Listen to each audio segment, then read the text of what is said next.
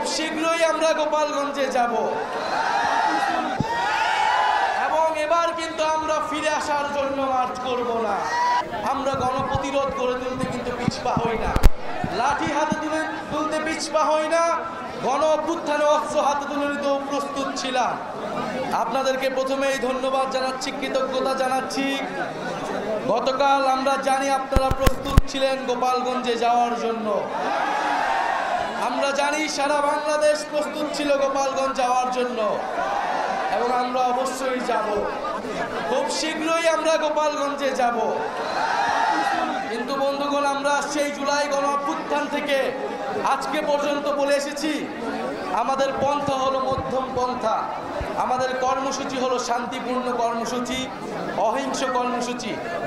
কিন্তু যদি সন্ত্রাসীরা, ফ্যাসিস্টরা আমাদের দিকে আসে, আমরা গণপ্রতিরোধ গড়ে তুলতে কিন্তু পিছপা হই না, লাঠি হাতে তুলতে পিছপা হই না, গণ অভ্যুত্থানে অস্ত্র হাতে তুলে নিতেও প্রস্তুত ছিলাম।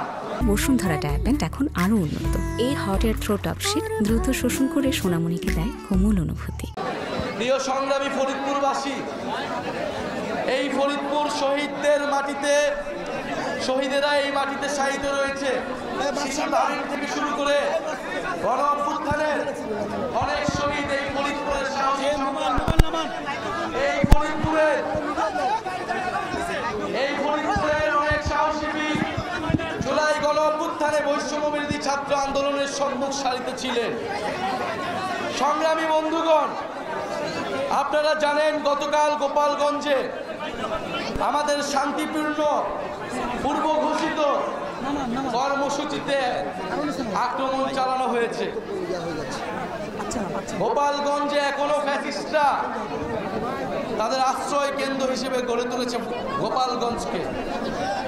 আমরা বলেছি গোপালগঞ্জের মানুষকে, গোপালগঞ্জের সাধারণ জনগণকে আমরা মুজিববাদ থেকে মুক্ত করব। গোপালগঞ্জের সাধারণ মানুষের পাশে আমরা আছি। আমরা আহ্বান জানাতে চাই সরকারের কাছে, গোপালগঞ্জের কোনো একজন সাধারণ মানুষকে যাতে হেনস্থা না করা হয়, কিন্তু ফ্যাসিস্ট সন্ত্রাসী প্রত্যেককে ধরে ধরে গ্রেফতার করতে হবে। এই সংগ্রামী বন্ধুগণ, 4 জন মানুষ বিচার বহির্ভূতভাবে গতকাল মারা গিয়েছে। আমরা 5ই আগস্টের পরে বলেছিলাম সন্ত্রাসীদেরও মানবাধিকারে আমরা বিশ্বাস করি।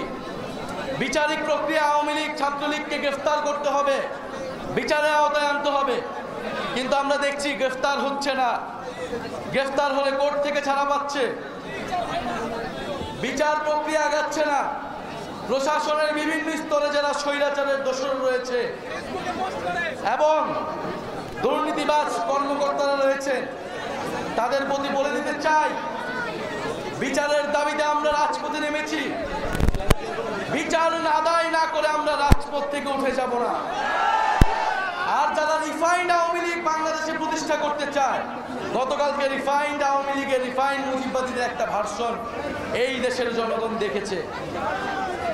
মুজিববাদী সন্ত্রাসীদের 5ই আগস্ট আমরা পরাস্ত করেছি। আমরা এখনো সময় দিচ্ছি, আইনিভাবে, শান্তিপূর্ণভাবে এই সকল সন্ত্রাসীদের গ্রেফতার করা হোক। আর না হলে আমরা অবিলম্বে গোপালগঞ্জে এবার মার্চ করব এবং এবার কিন্তু আমরা ফিরে আসার জন্য মার্চ করব না। গোপালগঞ্জের মাটি ও জনগণকে মুজিববাদ থেকে সম্পূর্ণভাবে চিরতরে মুক্ত করে